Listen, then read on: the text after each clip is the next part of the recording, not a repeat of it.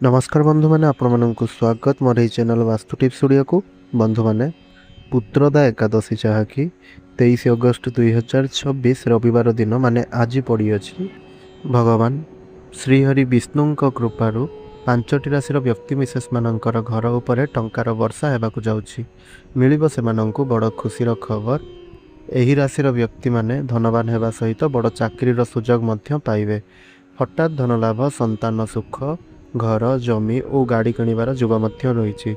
तेबे केउ 5टी राशिर भाग्य पूरापूरी बदलवाई जाऊँगी यही पुत्रदा एकादशी माने आज परठारु ताहा आसंतु जानिबा। बंधु माने आम जीवन में समय समय ग्रह मानकर चलन परिवर्तन होता है।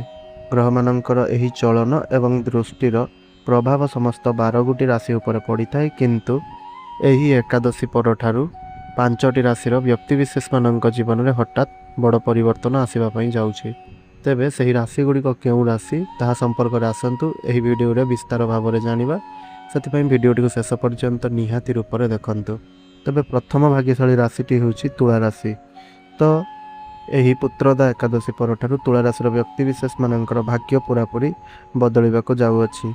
भाग्य चमके उठिबो। आपण जो काम रे हाथ देवे सेथिरे सफलता पाइबार जुग रही। आपणको गाड़ी सुख मिल पारे, जमी प्रॉपर्टी किंबा नूतन घर किणवार जुग रही। कर्मक्षेत्र में बड़ सफलता सहित प्रमोशन मिल पारे। आपण टंका निवेश करी लाभवान हो पारती। दूर स्थान किंबा विदेश यात्रार जुग रही। क्यारियर रे उन्नति होगा सहित बेरोजगार युवक युवती माननकु नूतन चाकरीर सुजोग मिलिबो। बड़ कंपनी जॉब ऑफर मध्य आसीबो। नूतन दंपति माननकु संतान सुख मध्य मिल पारे। प्रेम जीवन सुखमय हेबो। विवाहित लोक माननक दाम्पत्य जीवन मध्य सुखमय रहिबो। छात्र छात्री माने उच्च शिक्षा रे सफलता पाई पारंती एवं परीक्षा रे भल फलाफल मिल पारे। आपणक राशि तुला राशि होइतिले कमेंट बॉक्स रे जय श्रीहरि विष्णु निश्चय रूप में लिखि दियंतु। द्वितीय भाग्यशाली राशिटी होउछि कुंभ राशि। एही पुत्रदा एकादशी परठारु कुंभ राशिर व्यक्ति माननकु भाग्यर पूरा साथ मिलवाक जाउछि। आपण नूतन कार्य आरंभ करि पारंती। एही समय रे निवेश करि पारंती जहाँ भविष्यत रे भल लाभ देव। जमी प्रॉपर्टी किंबा नूतन गाड़ी किणवार जुग मध्य रही। कर्मक्षेत्र में बड़ सफलता मिलिबो। बेरोजगार युवक युवती माननकु नूतन चाकरी मिलिबो एवं प्रमोशन जुग मध्य रही। पैतृक संपत्ति लाभ मिलिबो। हठात धन लाभ होगा सहित आर्थिक समस्या दूर हेबो। विभिन्न दिगरु धन आगमन हेबो। पुराणा ऋणरु मुक्ति पाई पारंती।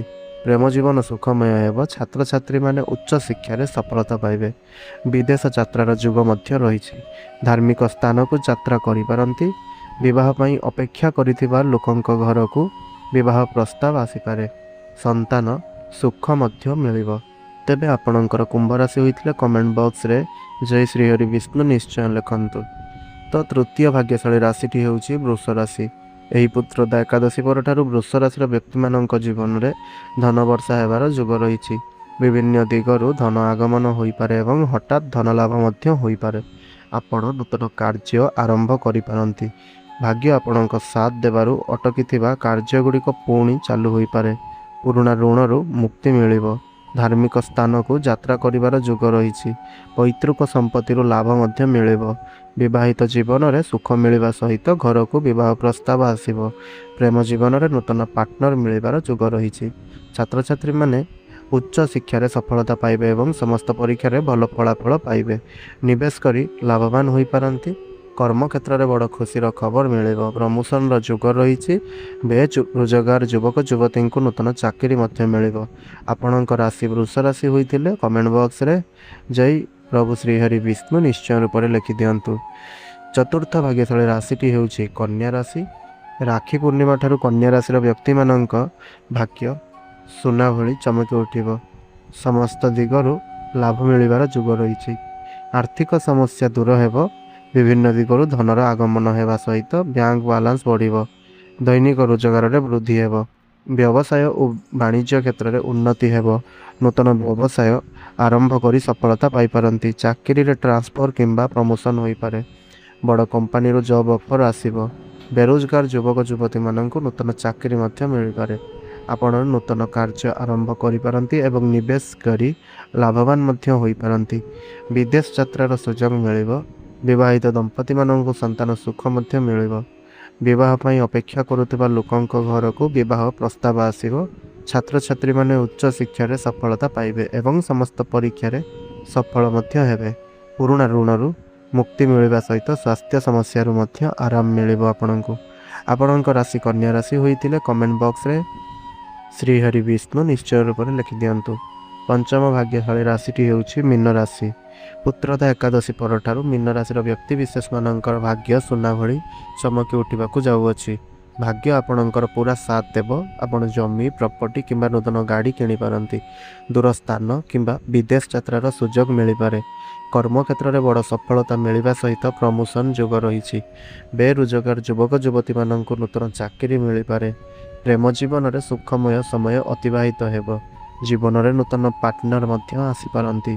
ବିବାହ ପାଇଁ ଅପେକ୍ଷା କରିଥିବା ଲୋକଙ୍କ ଘରକୁ ବିବାହ ପ୍ରସ୍ତାବ ଆସିପାରେ ଏବଂ ବିବାହ ମଧ୍ୟ ସ୍ଥିର ହୋଇପାରେ।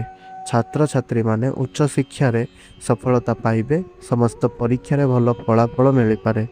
ଋଣରୁ ମୁକ୍ତି ମିଳିବା ସହିତ ବ୍ୟବସାୟ ଓ ବାଣିଜ୍ୟ କ୍ଷେତ୍ରରେ ଉନ୍ନତି ହେବ। ନୂତନ ବ୍ୟବସାୟ ଆରମ୍ଭ କରିପାରନ୍ତି। ହଠାତ୍ ଧନ ଲାଭ ହେବାର ଆପଣଙ୍କୁ ସୁଯୋଗ ମିଳିବ ଏବଂ ହଠାତ୍ ଧନ ଲାଭ ହେବା ସହିତ ବିଭିନ୍ନ ଦିଗରୁ ଧନ ଆଗମନ ମଧ୍ୟ ହୋଇପାରେ। ପୁରୁଣା ଋଣରୁ ମୁକ୍ତି ମିଳିପାରେ। ସ୍ୱାସ୍ଥ୍ୟ ସମସ୍ୟାରୁ ମଧ୍ୟ ଆରାମ ମିଳିବାର ଯୋଗ ରହିଛି। ଆପଣଙ୍କ ରାଶି ମୀନ ରାଶି ହୋଇଥିଲେ କମେଣ୍ଟ ବକ୍ସରେ ଜୟ ଶ୍ରୀ ହରି ବିଷ୍ଣୁ ନିଶ୍ଚୟ ରୂପରେ ଲେଖିଦିଅନ୍ତୁ। ତେବେ ବନ୍ଧୁମାନେ, ଏହି 5ଟି ରାଶିର ବ୍ୟକ୍ତିମାନଙ୍କ ପାଇଁ ପୁତ୍ରଦା ଏକାଦଶୀ ସମୟ ଅତ୍ୟନ୍ତ ଶୁଭ ରହୁଛି। ପ୍ରଭୁ ଶ୍ରୀହରି ବିଷ୍ଣୁଙ୍କ କୃପାରୁ ଆପଣଙ୍କ ଜୀବନରେ ସୁଖ, ଶାନ୍ତି, ସମୃଦ୍ଧି ଓ ସଫଳତା ଆସୁ, ଏହା ହିଁ ଆମର କାମନା। ଜୟ ଶ୍ରୀ ହରି ବିଷ୍ଣୁ, ଜୟ ଶ୍ରୀ ଜଗନ୍ନାଥ। ଧନ୍ୟବାଦ।